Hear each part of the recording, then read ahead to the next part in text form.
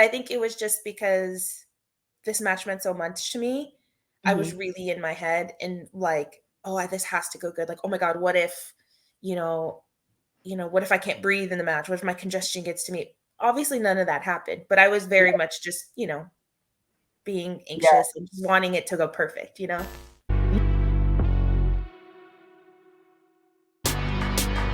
Women's Wrestling Talk, the #1 women's wrestling show on the planet. You are watching Women's Wrestling Talk, the #1 women's wrestling show on the planet. My name is TK Trinidad, and we have an amazing show with, yes, another amazing guest. She's the Renaissance woman herself. Please welcome Hyan. How are you doing?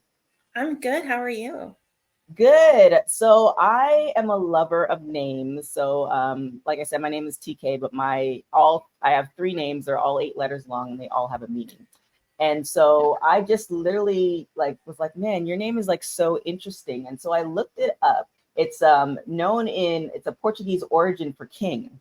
Okay, so I didn't pick my name because it's actually my real name, which a lot of people don't know that. I get Ah, asked that all the okay. time. They're like, "Wait, what's your real name?"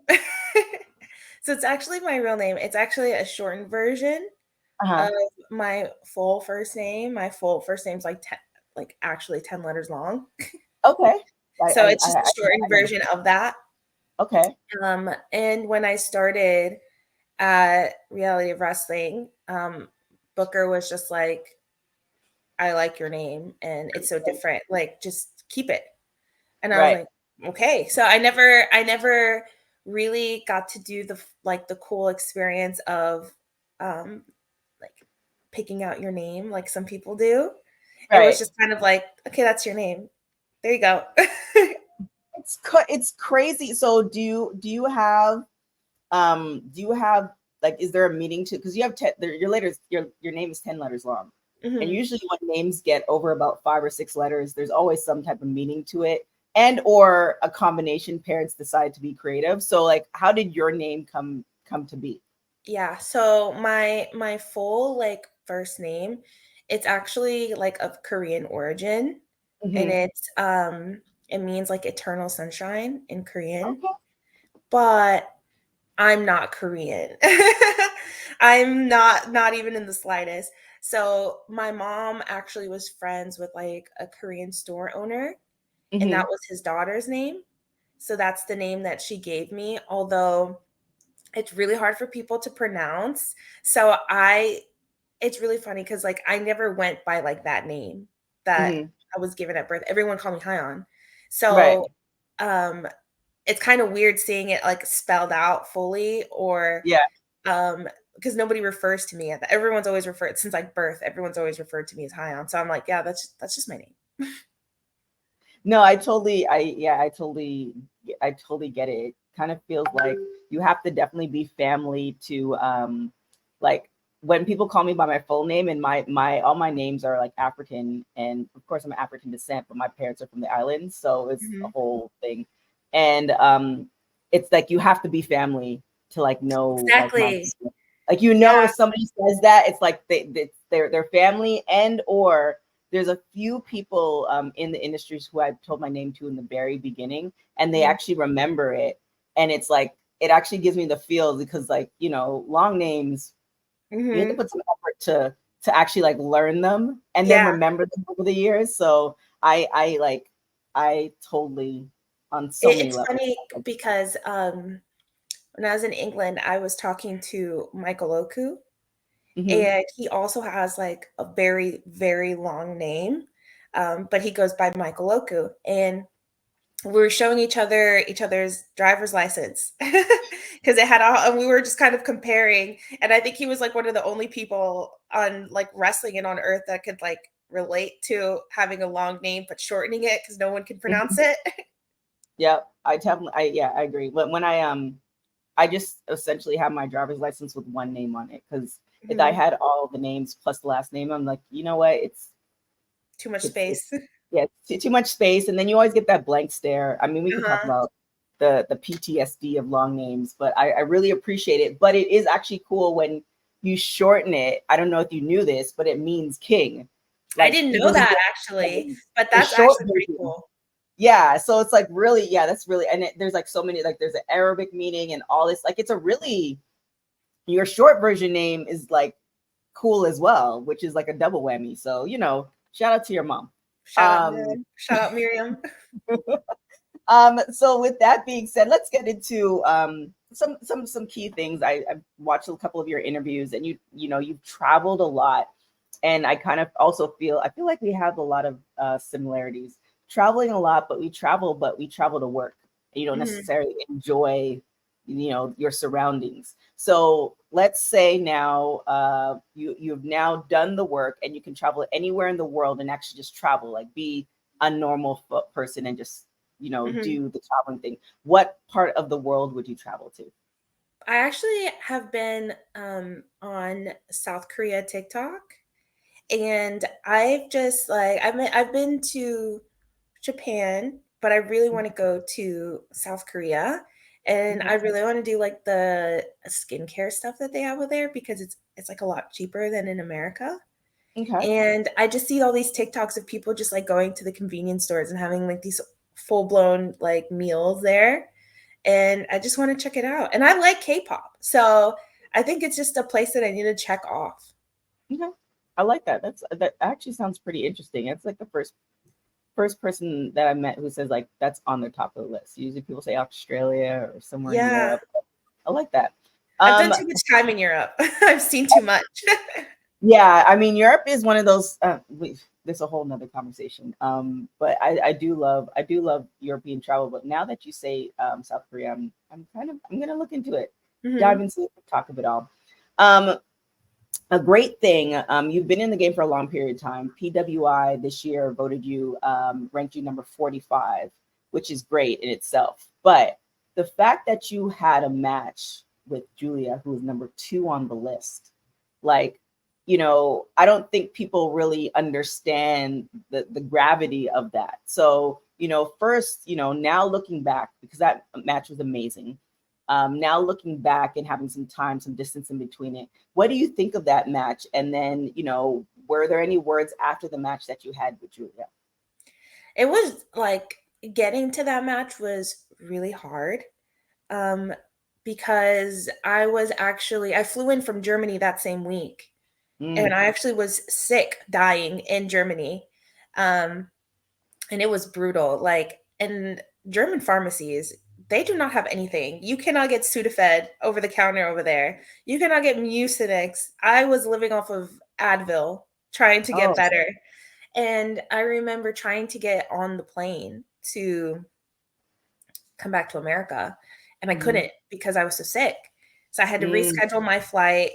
I was like, how am I going to do this match? Like, I got through it and everything was fine. And by the time we got to Vegas, I was fine because I'd seen the doctor.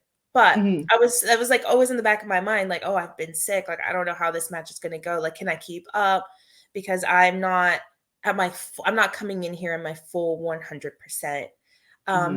But my friends back home tell me I do really good under pressure. And I will say I thrive under pressure. And when I need to go, I will go. I will pull deep inside and do what I got to do. So I was really happy with the match. Being able to overcome that, it was like all these obstacles in front of me, like, traveling from Europe. So you have the jet lag. Overcoming like this illness, getting over a cold, and then you have the nerves of it's New Japan. Then you have the nerves of I have to deliver. So all these things, almost like I felt like it was stacked against me. So when it was all over, in a sense, I felt like I can breathe now. Yeah. And I was really, really happy with the match. I'm actually very weird about like my matches, especially when I like them. Because I am very happy with them, and I'm always scared to look back on it and not be as happy with it and be disappointed and being like, oh, what was I thinking? But that was like a match I did watch back, and I watched it back with like a few friends, and everyone was like, it was so good. I had actually my trainer from Texas flew to Vegas to come see me wrestle. And after the match, he sent me his notes And he was like, but he was like, I'm so proud of you. Like, you did so well. And that really touched me. And when I spoke to Giulia afterwards, she was like, we have to do this again. She's like, I want to wrestle you in Japan, like come to Stardom. And it was actually, she's actually one of the sweetest people I've ever met in wrestling. Like truly a joy to be around. She FaceTimed me the other day, like, how are you doing? And yeah, I really, really hope to have a rematch with her in Japan. And it's something that we both want. Nice. Yeah, I mean that was an amazing match. So now, kind of going back to what you just said, so you were coming back from Germany, you were sick. So by the time you got to Vegas, were you like fully recovered, or were you still kind of under the weather? I was pretty much recovered. I still had like a little bit of congestion, you know. Hmm. But I was medicated. I was being medicated. I had medicine on me. Yeah. And not that and I think it was just me being in my own head because I've wrestled like completely dying, you know what I mean, before. I've wrestled way worse and gotten through it, but I think it was just because this match meant so much to me. I was Hmm. really in my head and like, oh, this has to go good. Like, oh my God, what if, you know, what if I can't breathe in the match? What if my congestion gets to me? Obviously, none of that happened, but I was very much just, being Yeah. anxious and just wanting it to go perfect, you know? Yeah, it's crazy that because you said that you wrestled even in worst off conditions. Because I often think of in particular like basketball players and like football players that like in the midst of sickness, like they still go. I was And literally in my head, I was like Michael Jordan. He played with yes, flu. that's who. I was even like Shawn Michaels wrestled with flu. I can do this. Who are you? You can do this. You can do this. Like Yeah, hyping myself up. yeah. It's because it's crazy because you think I don't know about you, but for me, I it's didn't have the like, flu, by the way, guys. I wasn't oh yeah. that bad. Yeah, it's like for me, I think of when you're sick, like normal, and you're like home, you're like, oh my god, you're such a baby with yourself. Mhm. But when you like have to do something, and in particular for me, when it's sport related, I'm just like, yeah, we can do this. Like, Mhm. forget everything else. So it's interesting. I wonder if everybody experiences that, or is it just a person of a certain type of mind frame? Like, I don't know if every athlete kind of rises to the occasion when sickness happens, or they're like, yeah, nah, I'm sick, we're not Mhm. doing I it. think I think honestly, I think just because I know how pro wrestling minds work, I think a lot of us especially push through when we shouldn't. Mhm. Even with like injuries, like, back injuries, neck injuries, shoulder injuries, people still very much push through those. So I wouldn't be surprised if, you know, pro wrestlers were out here, pushing through with just dying. Yeah, it's a good and bad thing. I think it does definitely shape character, but then it also puts us in that predicament where I did watch another interview of yours where you were talking about some back issues and stuff like that, Mhm. and it's just kind of like um there's this, and I'm definitely not a psychologist by any means, but I feel like there's this thing like once you kind of reach a certain uh status as far as athlete in your mind, it's just like you have to you kind of you stay that way in your mind. Mhm. But then Mhm. your body's like, yeah, no, you're not that 21, 22 year old. As you're aging, it's like your mind stays in that best shape, and then your Mhm. body's still aging. And Yeah. so there's that kind of balance. And I find that often with wrestlers, because we're talking about insurance and all the other things, and it's just kind of like you don't want to miss those opportunities because it's Mhm. all year round. Mhm. So, for yourself, how do you kind of balance knowing the aches and pains from something like, no, I really need to get this checked and I need to slow down, or how do you decide, on make those decisions? I will say that I've been very fortunate and throughout my career to not have had like any major injuries or, knock on wood. But like I've been very fortunate and I try to keep my in-ring style to be safe. I don't want to hurt myself or others. So I try to minimize that as much as I can so that way I can continue to go. But I think, especially with like the travel and everything like that, like my back has been destroyed lately. And sometimes it does have you have to be like, I'm so sorry. I would love to do this show for you, but I have to recover. I have to rehab this injury because if it keeps getting worse, I'm not gonna be able to wrestle at all. Right. And I've been in the position recently where I had to be like, I'm so sorry, and you just kind of hope that those opportunities come back around. But taking care of yourself is very, very important, especially if you Yeah. want to keep doing it. It's not worth, you know, being, you know, walking all crooked when you're 50 or 40, it's not worth it. Yeah. It's crazy when you look at like the older, another basketball reference, like the older like football players and basketball players, and they're actually like not that old, but when you think of like the highlight of their career and then now they're like either sports analysts or whatever, but if you actually watch the way they walk, it's crazy because it's like they look like they're walking like 60, 70-year-olds, and they're in their 40s or 50s. It's kind of crazy. And then you think of with wrestling, like you get hit all the time.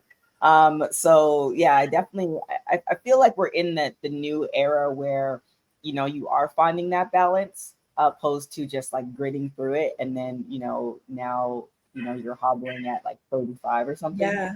I seriously remember like when I first started, I never stretched. I never warmed. I would just go out there cold and have a good old fun time. Nothing hurt afterwards. Why would I Yeah. stretch? Nothing hurt.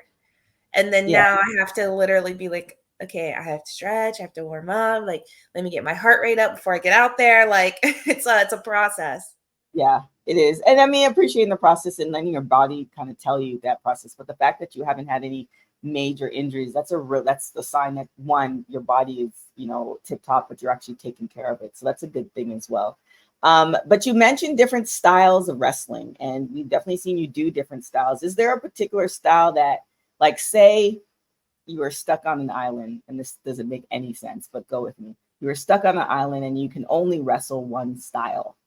Is there a particular style that you would gravitate towards where it's like, this is what I'm going to do for the rest of my life? I love technical wrestling.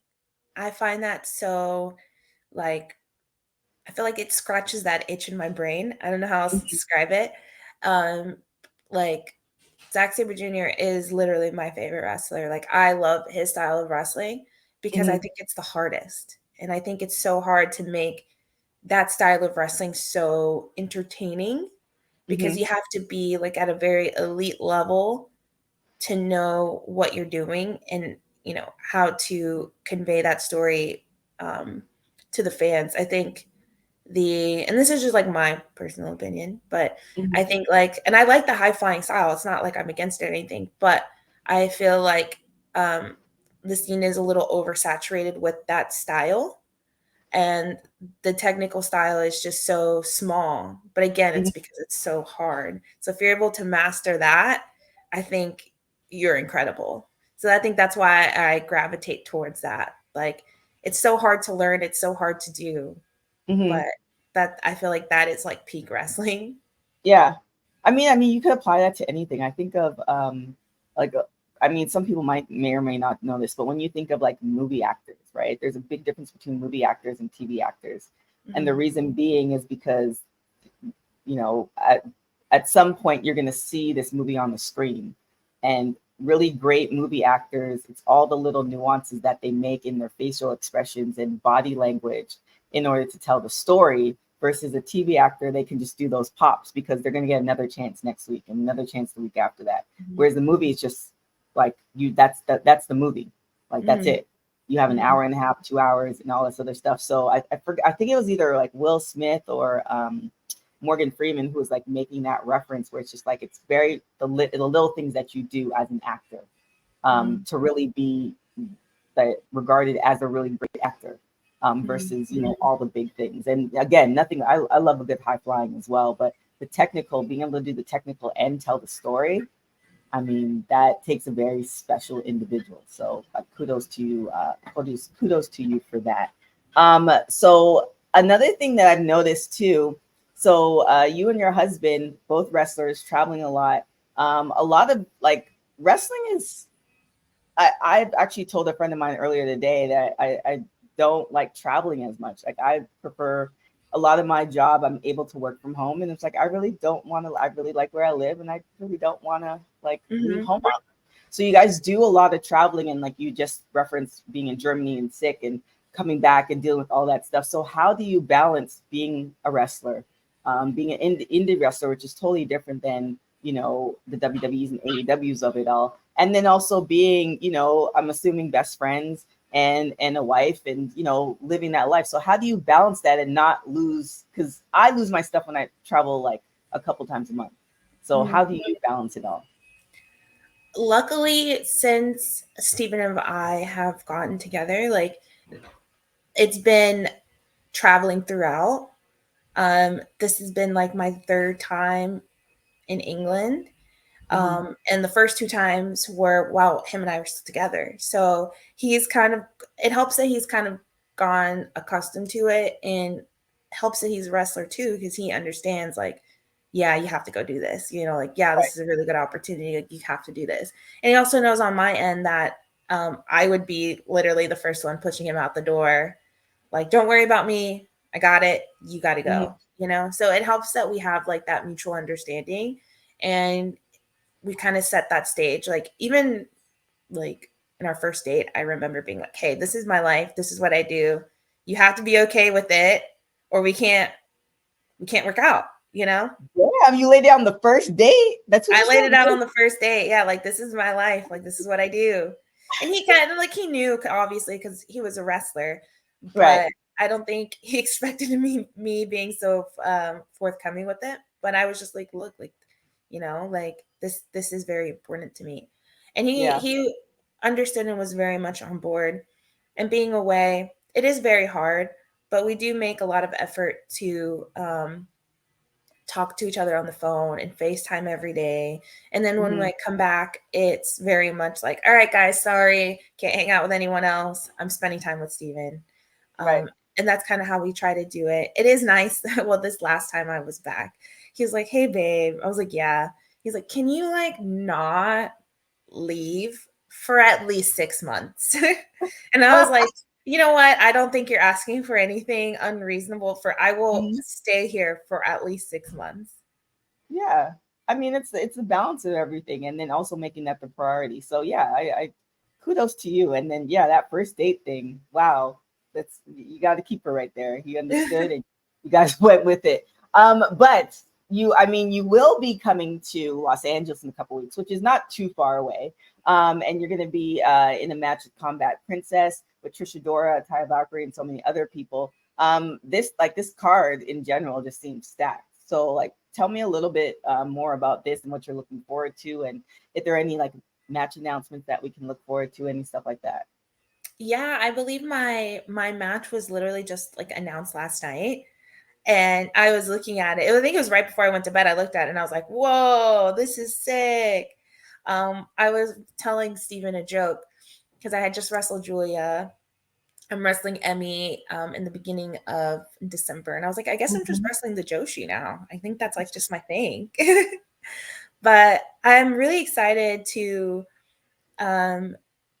really show people what I can do, especially at Combat Princess. I've been wanting to go back to Japan for a while now, and I hope that open some doors in the future. I love wrestling the Japanese girls because I feel like they push me to do a style that's a little bit different than what I normally do. We have our, U.S. American style of wrestling and how we structure our matches, and they do things a little bit differently. And I really enjoy that challenge and surprising. I like wowing people because I feel like people don't always recognize what I do. So when they see me in person, they go, "Yeah," I'm like, "Yeah. You were missing out." But okay, welcome to the bandwagon. Yeah, now you know. Now you know. So with that being said, you're also, like I said, coming to Los Angeles. I saw in another interview that you haven't been able to go to Disney and Universal in Florida, but there is a Disney and Universal in Los Angeles as well. So will you be taking some time out to partake in any of the LA stuff, LA tourism? I wish. I have a red eye on the way back. But I have actually I think it was earlier this year. I did a New Japan seminar with Kushida, and I also had a show that day, like that weekend. So I was able to change my flight, do the seminar, and then the next day I went to Universal. Nice. I went Okay. by myself, and it was cool because I got to see it was like the Super Mario Land there. And that was so much fun. Like that was so cool. The only thing that, because I wanted to go to Disney, but I heard the Disney in California is not as good as the Disney in Florida. It's not. And I was trying to buy tickets online. I didn't know you had to buy them, like reserve a ticket like a few days in advance. You couldn't just get it the same day. I was like, oh, this kind of sucks. Oh yeah. Well, next time you come, or I mean, yeah, you don't have time this time. Next time you come, hit me up because I do know some people at Disney, and Disney is kind of like strange because I used to work for this radio station, and they used to close for our Christmas party. They used to lock down Disney, so we used to go like during the holidays, and it was so cool because you don't have to wait in line. But yeah, the Disney in Florida is a lot better. But I mean, why not? So next time you're here, yeah, let me know and I'm we'll figure it out. slowly becoming a Disney adult. I haven't gotten into it. I have friends who like literally they've had kids, and there's like this whole Disney pass where you can go and just like have dinner in these like VIP suites and all this stuff, and I'm just like, it doesn't I don't get it, but you know, whatever makes them happy. Yeah, I like really it's just the parks. I think it's just because I've never been, or like in America, I've never been. I so desperately want to go as an adult now. I was saying, I was like, I'm so jealous of the people that live in Orlando because you can just go all the time. Yeah, go all the time. You get the passes, and you get the parking stuff, and then you also find the times to go when nobody else is going. I don't even. This is not even a great transition at all. But Roxanne Perez, Roxy, we actually got to interview her way before she got signed to WWE and ROH. Now she's doing so well in NXT. And you've mentioned that you guys have been great friends. She's like a little sister to you. So now seeing her, you know, start at NXT, and I've noticed this in another show that I was doing, it seems like she's kind of fully come into who she is now. Like when she first came, it was just like, okay, I'm getting my bearings, you know, I know what I'm doing, all the things, but now it's just like she's owning who she is. So now as the big sister, unofficial or officially, I don't know how you guys play it, but as the big sister, like what do you think of Roxanne's her being at NXT and how she's been growing throughout? I'm just so proud of her. Like I remember her being like 16 and kind of like not really like shy, but she wasn't like the confident girl she is now. And seeing her like just absolutely kill it is incredible. Like I remember I think this is like the first time we met actually, or it might have been one of the first times. We were at a Jimmy Jacobs seminar, and he was asking her about like who she is and what her gimmick is. And I remember, I don't know why this stuck with me, but I remember her being like, my name is Roxy. I'm 16. I'm in this team called Wada Team. And and then Jimmy was like cut her off and he was like, you're 16? And she was like, yeah. And he goes, you'll figure it out. You'll be fine. And we always would make fun of her about it. Anytime we saw her, like, my name's Roxy and I'm in Wada Team. So just seeing her grow, actually, it was really funny. There was this one day in practice and we're out late. I think it was like almost like 2 a.m. We're practicing. And we got bored. So everyone started doing each other's entrances. So I was doing Roxy's entrance and just making fun of her, right? And we have a video of it. and then to then go do motion capture and then get paid to do her entrance for real for NXT. I was like, what a trip, man. It is. It is. So, like, do you guys talk often, or like, what's the? Because you guys are both traveling. Like, your schedules are probably like off, as it is. But do you guys talk often, or what's that relationship like now? We try to talk as much as we can. She's really busy, so I try not to take it personally when she's like can't text me back. I mean, I'm also busy, but we try to keep in touch. Anytime I'm in Orlando, I try to stop by and say hello. We had a signing in Orlando, I think earlier this year, and I texted her like, "We got to see each other. Tell us where to go." And a group of us got together, and it was really nice. We ended up taking some pictures. Like, "Oh, how's it going, dude?" She's just very she's a very humble person, and when she's able to come down to Texas, it is really nice to reconnect a little bit. And you always hear the stories of like people like, oh, they go off into like greener pastures. They forget the small people. She's definitely not those people. She's not like that. No, yeah, she seems really like, I mean, you guys all seem really like humble, and it's just wrestling is just a part of you. It doesn't, who you are is it's a totally different thing. But that brings me to Booker T. So you guys were at Reality Wrestling together.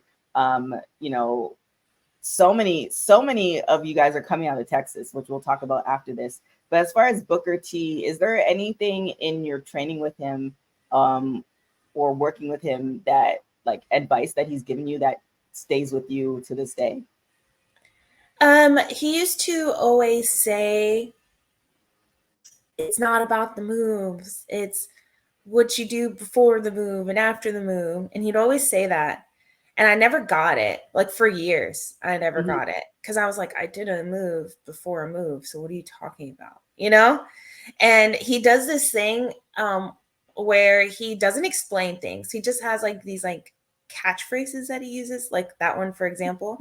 And he just says it over and over and over and over again and just keeps going over your head. And even everyone that trains there will agree with me. He'll just say it over and over and over. And then one day, like the light bulb goes off and you go, oh, now I know what you're talking about. It took me like 3 years, but I'm so glad I finally got it now. And my experience is definitely not unique. Everyone goes through that there. Yeah. So I would say that's probably like the biggest thing, just because it was drilled into me and it took me so long to like really understand what he was trying to tell me. Yeah. Yeah, it's kind of like the old school approach. Like I think of like my like grandparents and stuff like that. They keep saying the same thing over and over and over and over again. Then you get to a point where it's like, oh, because it becomes annoying. It's like, okay, Yeah. I know. Like, oh, thank you. Like, appreciate that. So it feels like a very old school approach. I don't know if people do that, nowadays, but I can, when you say that, I'm like, I definitely can see that from him, just really saying that you keep saying it, they'll figure it out type thing. So kudos to him for that. But that brings us to your grandparents and your grandfather and your mother, who kind of brought you into wrestling, or as far as a wrestling fan. Something that I've noticed, and you had said in an interview that you kind of would go more to the East Coast to do a lot of wrestling matches and stuff like that. But I've noticed that there are a lot of female wrestlers, in particular, just wrestlers in general, that are coming out of Texas. So like, what is currently in the water? Because I mean, you have, obviously Booker T School, Mission Pro is doing an amazing job. Shout out to Thunder Rosa. But like, what is happening in Texas that we're getting all these wrestlers? What I think, and this is just like my theory, is you get like this bubble of a lot of people like working really hard and traveling, but it's all within Texas, right? And then one of us will kind of get out, and then another one will kind of get out, and people go, where did this come from? And it goes, well, it's been here the whole time. This didn't sprout out of nowhere. Like, we've been working, and I'm sure in a year or two, people are going to be like, oh my God, who's the Eighth Day? It's like, oh, the Eighth Day's been killing it for a few years. Yeah, they're a tag team. They're incredible. Oh, who's Dustin Wynn? Oh, he's a new guy, but he's been kind of putting in the work here. So it's like a lot of the time when people go like, who is this person? It's like, this person has been killing it for the last several years. And they just poke through the bubble. And there's a lot of people like that. I think Brian Keith is probably like the best example of that. Like, he'd literally been wrestling in Texas in the bubble for like 10 years before anybody even knew his name. And it's just because our scene is so isolated. There's not a lot of promotion, and like, there's a lot of great people that come in, but the promotions don't always do a great job of putting out their footage so people can see what we're doing. Like, New Texas does an incredible job of it, which is why I think a lot of, like, a big spotlight has been put on us. But I think promotions not really putting our stuff out there has kind of like hindered us in a bit. Also, location wise, I tell people that you can drive 6 hours in any direction, you'll still be in Texas. Yeah. To get to Oklahoma is 9 hours, but there's not much in Oklahoma. To go Right. to New Orleans is 6 hours, but Louisiana has an athletic commission, so it's difficult for shows to run there because they're a lot more expensive. And if you go to the West, it's like New Mexico and all that, and there's not much there. And then to go south, you go into Mexico. So it's hard for us to really get anywhere that's, not a 12-hour drive or flight. Right. Yeah. So I think because we're all forced, the people that do get out have to be really good. I think that's why people go, oh, what's going down there? But there's a lot of great people down here, a lot of great people. And I'm really excited for the rest of the country, for all of indie wrestling, to see what it is that we produce. And I think even the West Coast kind of dealt with that a little bit. Like, they had their own bubble, and then West Coast, the company, came along and really shined a light. And now, California is popping off. Yeah. And I think that will happen again with Texas. Yeah, I definitely agree. Like, we're seeing so many, in particular, it's like the location where Combat Princess is happening. There have been like so many different wrestling matches, including WoW, for instance, that happened in that at that venue. But it's just so crazy to think of, and it's all different types of matches. You have like a lot of lucha stuff that happens, so it's crazy to think about that. But I definitely agree. Like, now that you're saying that, I was interviewing Nikita Wrestles from Canada, and she brought like 5 or 6 wrestlers that I should take a look at. And then I kind of go into the deep dive, and I'm like, they've been here, but it's just one of those things with social media and how it is. It's like, not only have to break out of the bubble as far as Texas or California or even Canada, but then you have to break into like the social media of it all. Yeah. Right. So it's difficult, but you kind of you have to be persistent and just kind of and that's what we try to tell like our trainees here. We're like, guys, you have to get Twitter. You guys have to get social media. And they go, why? Why can't I just be good? And it sucks. And to be like, the world, doesn't always care about how good you are. Sometimes it's about how you market yourself and making sure people see your stuff, and get out of that mindset of, I just need to be good, because I agree with you. Like, you are good, but you have to promote yourself. There's so many different things that you have to do. Have a flashy look. Sometimes that will be what gets you. Have a cool gimmick. Maybe that's how people will notice you. It's a lot of things. And I think that's what makes wrestling hard. It's for me anyway. I've said this before, like, the wrestling part is easy. Everything around it is what makes it hard. It's funny now because, like, for years I was that person, like, I'm just going to be good. Like, if I'm good, I'll get the opportunities and blah, blah, blah. And now that I've kind of shifted my mindset a little bit, it's funny because I can see girls on social media, or I'll just see them at a show and I go, they're probably going to get signed, or they're probably going to get, they'll be a name in a few years. And it's just because you see it. You see once you pay attention to like those marketing things, you kind of see it in other people, and you already have that part. You'll be fine.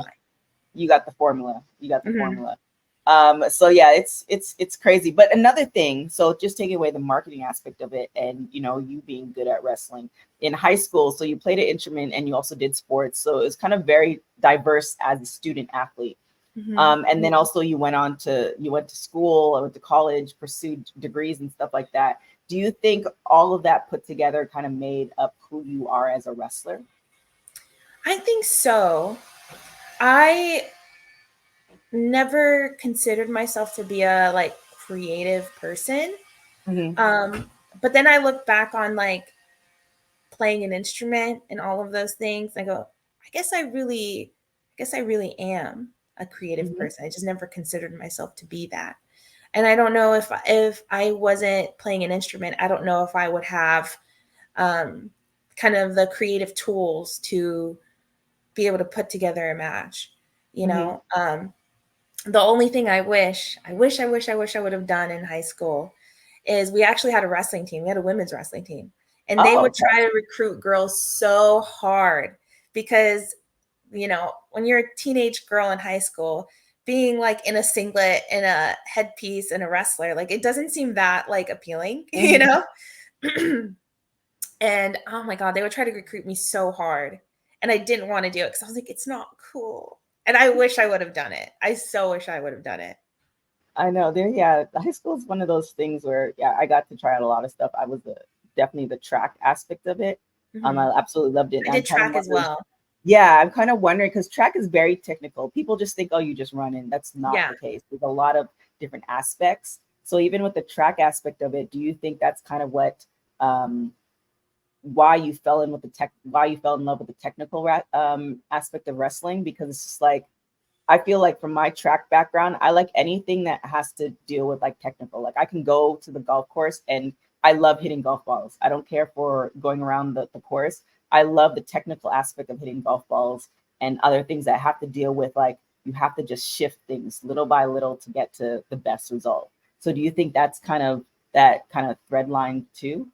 In a way. So I did track and basketball growing up. And I think that and I went into these sports like with no experience. Like I didn't grow up playing basketball. I just tried out Hmm. for the basketball team and made it. Um and I think that because I came into these sports with no experience, I have this mindset of like I can learn anything. Hmm. And so I had to learn how to play basketball, like how to properly dribble, how to properly shoot. Like when I tried out, I just kind of like, I think I just was athletic and they were like, oh, we can teach her. But Hmm. like it kind of cemented in my mind, you could really do anything physically or athletic. If I'm just taught it, I Hmm. can I can do it. And so I think that mind frame helped me a lot with wrestling because it's like, oh, you see something cool or with anything, you go, I can do it. I just have to learn it. I just need to Yep. learn it. And kind of putting in the work to learn something, you see the outcome. The hard work, there's the outcome. And I think doing sports, especially coming in with like no experience with those particular sports, I think Hmm. that's what kind of like framed my mind in wrestling. There it is. Yeah, I agree. Sports in school is just so there's so many benefits later on in life Mhm. as far as work ethic and stuff like that that I wish everybody could do because it just I think that makes the world so much easier. But that's a whole nother thing in itself. But before we get out of here, if you've had like quite the career. From when you started to now, how has things changed? And what other things, as far as your bucket list and bucket list for women's wrestling in general, would you like to see? Wrestling is so much different than when I started. Hmm. Um, well, I was one of the only girls at my training school. Um, and there wasn't a lot of women in wrestling to begin with. So Hmm. seeing more women enter is very cool. Um, when I started wrestling, it was kind of like diva era starting to shift to what it is now, it was kind of like that time. And I really didn't think like, I didn't think I would be doing it this long when I first started. I thought, oh yeah, when I'm like 28, I'll quit wrestling and start doing this instead. And I really didn't have a grasp on how much there is to learn in wrestling. And I didn't really have a grasp of how big independent wrestling was. And I got sucked in. And I'm sucked in now. It is very, very cool to see how things have changed. And for the better, you know, there's more women in shows. Like I remember for the longest time, women getting like 5-minute matches on the indies and only having one match. And then now it's like, yeah, go 10, go 12, go 15. And I'll joke around with someone. I'm like, I kind of miss when it was 5 minutes. I'm tired, you know? So it is cool to see that's a big change that I've seen. As far as bucket list, you know, I would really like to return to Japan. Continuing to work with New Japan, that was such an incredible experience, and a big learning experience. But to be honest, like I've done so much. There's not much left for me, I feel like, to check off. You know, I get the, well, you know, do you want to go to WWE? Do you want to go to AEW? Do you want to go do these things? And I'm just like, I don't know. I don't know, because, you know, there's pros and cons to everything. You know what I mean?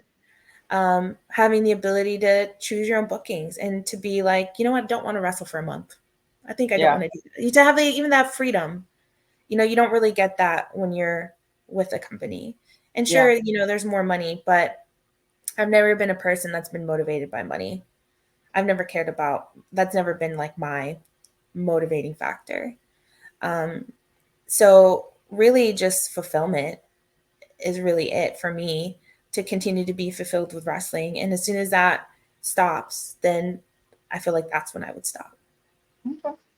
So with that being said, yeah, I mean, you've wrestled a lot of people. Or is there somebody or a few people on your bucket list where it's just like, okay, like I'm nearing the end. I want to spend a regular amount of time with my husband and family, like, you know, normal folks. Who would be, or what couple of people would be like, okay, I have to cross them off my list as far as matches?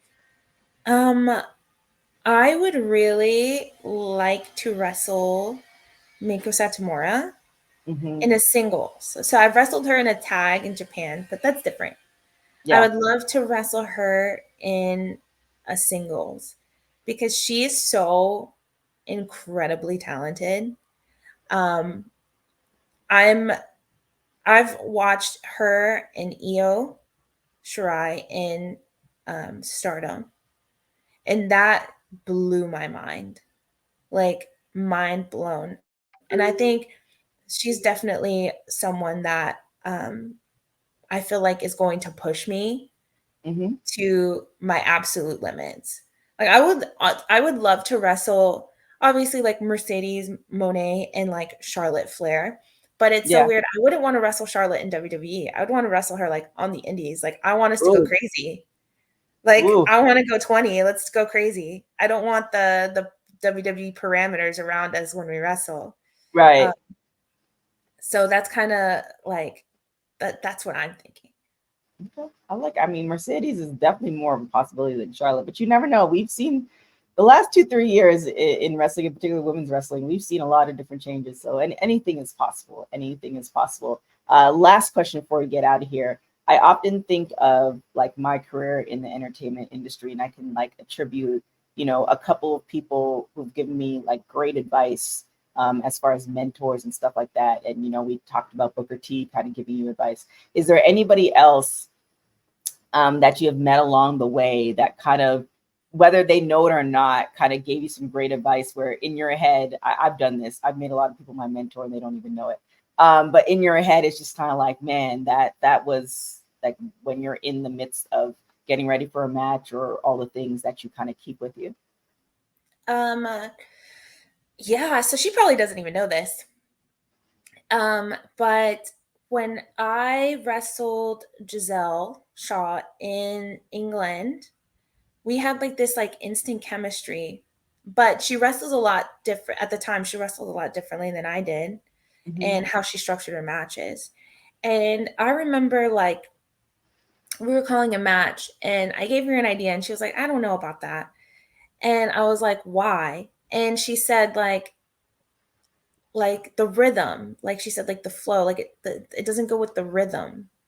And I went like rhythm in my head, and then I played it out, and like I played out the match in my head, what she was referring to, like this rhythm. I didn't really understand what she meant. And then I played it out, and I went, "Oh, there is a rhythm. I feel what she's talking about now." And then once and I tell people this all the time, they probably think I'm like so annoying.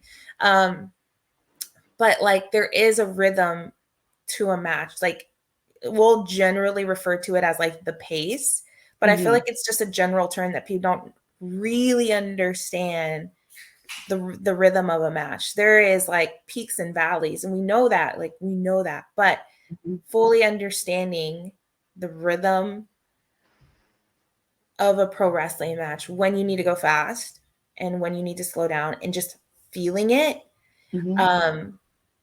has been like a game changer, especially in how I call my matches. And like I think the girls in Texas here will probably know, because they'll probably, and I'll do the same thing. They'll call something to me. I'm like, that doesn't really go with like the rhythm. And they'll be like, okay, like, you know? So I don't think she ever meant to teach me that, but she did. Right. And it's something I take with me, and has greatly elevated my matches since. Nice. Well, shout out to Giselle, and shout out to you as well. I mean, it's a pleasure to interview you. I mean, there's so many, like, I love, not to say other wrestlers aren't diverse, but I love when we kind of have time to get into all the things, all the nuances, the Disneys of it all, etc. But really looking forward to, I'm gonna definitely try to come out to see you. Yeah, come. We'll take a picture. I know, it's that, like, there's so many matches that are, or so many promotions that are coming to Los Angeles, that it's just like, oh my gosh, this is amazing, beyond the usual suspects. So I'm definitely gonna put it on my calendar and try to make it out. But like I said, amazing talking to you. Wish you nothing but the best, and keep killing it. Like, just keep killing it. The consistency and all that stuff, definitely respect from me. But with that being said, with folks who have it, who, I don't know why you're not following Hyan, but if you aren't, where can everybody find you? On Twitter, I'm _ the Hyan, so _THEHYAN. And on Instagram, I am the Hyan, no underscore, just the Hyan. The Hyan. Man, the fact that it means king is just like, if you ever transform into another gimmick, please figure. And so then fun fact, I do have another gimmick on the indies. A lot of people probably don't know about it, because I'm under a mask. Oh, okay. Be on the lookout. Be on the look. And then the thing too, I think I saw a match with yours where you're almost holding like a king's scepter. Yeah. And like, it's like your name. It's all coming together. Maybe I didn't even know. Yeah, I mean, your name, like, again, shout out to your mom. Like, there's so many levels. But you guys, thank you so much. Make sure to follow Hyan on everything, support all that stuff. Do you have shirts, pro wrestling tees, or? I do have pro wrestling tees. I actually have a new t-shirt in the works right now, and I'm so excited to share it with you guys, because it's such a cool design. And I showed it to my husband, and he tried to steal it from me, but then I got the design first. So just know it's really good. There it is. So definitely check out the pro wrestling tees. Follow Hyan everywhere. You can follow me everywhere at TK Trinidad. Make sure you check out everything everywhere as far as Women's Wrestling Talk, www.talkpod.com, on social media at www.talkpod. Thank you guys so much for watching Women's Wrestling Talk, the #1 women's wrestling show on the planet. Till next time, guys. Ciao. Women's Wrestling Talk, the #1 women's wrestling show on the planet.